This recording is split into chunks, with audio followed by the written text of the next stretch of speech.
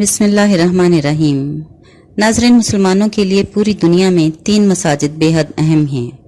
پہلی مسجد الحرام مکہ مکرمہ میں ہے اور حضرت ابراہیم علیہ السلام اور ان کے فرزند حضرت اسماعیل علیہ السلام نے اس کی تعمیر کی تھی۔ اس طرح دنیا میں یہ پہلا خانہ خدا ہے۔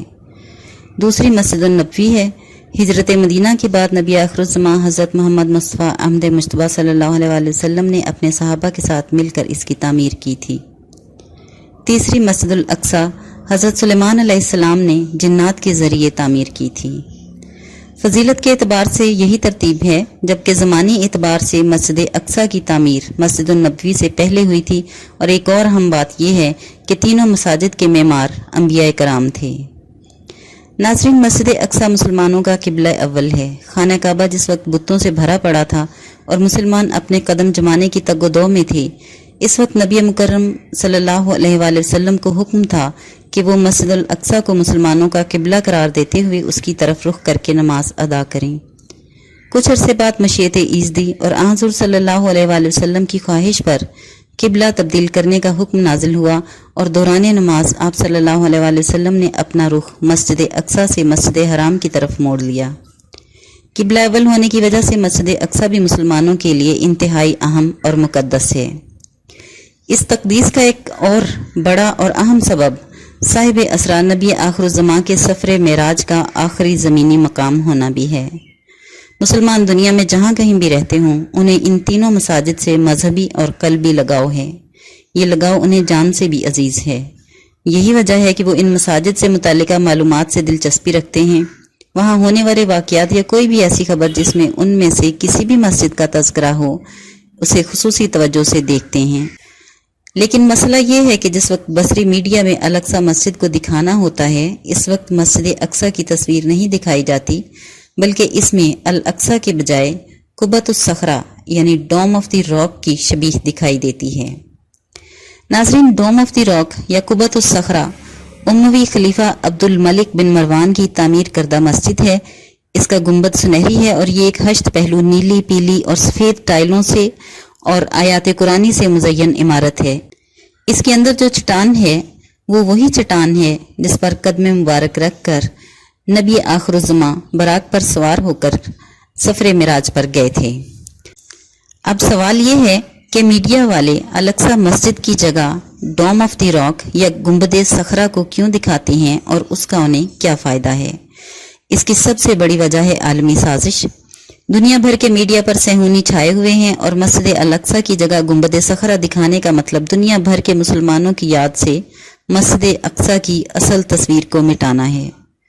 ناظرین، بہت سارے مسلمان اور غیر مسلم لا علمی کی بنا پر مسجد اقصی کی غلط تصویر شائع کرتے ہیں۔ ہر سال رمضان المبارک میں جمعۃ الوداع کو جب یوم القدس شریف منایا جاتا ہے تو جگہ جگہ بینرز پر مسجد اقصی کی بجائے قبۃ الصخرہ ہی نظر آتا ہے۔ اس کا مطلب یہ ہے کہ مسلمانوں کے ذہنوں سے اور خصوصی طور پر نوجوان نسل کے ذہنوں سے مسجد اقصی کی تصویر مٹ چکی ہے۔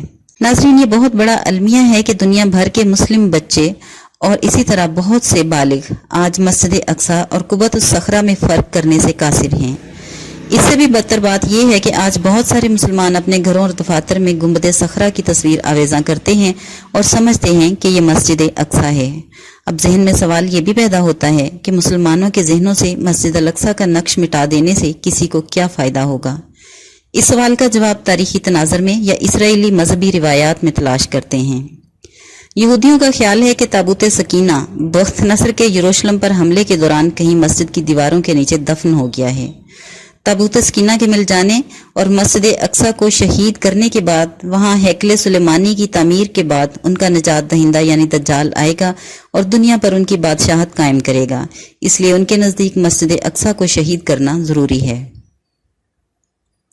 ناظرین، آپ کے خیال میں اگر مسجد اقصی کو تباہ کر دیا جائے اور موجودہ منظرنامے سے ہٹا دیا جائے تو کیا ہونے والا ہے؟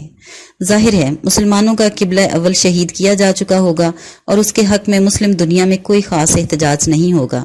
اگر کہیں آواز اٹھے گی بھی تو اس کو دبانا مشکل نہیں ہوگا اور زیادہ کی توقع بھی نہیں کی جا سکتی، کیونکہ سبھی کو گنبد صخرہ کا پتہ ہوگا اور وہ اسی کو دیکھیں گے کہ ابھی تک اس کو تو کوئی نقصان نہیں پہنچا۔ لوگ غلط طور پر یقین کریں گے کہ کچھ بھی نہیں بدلا ہے۔ اور کچھ اور تباہ ہوا ہوگا، مسجد اقصی نہیں۔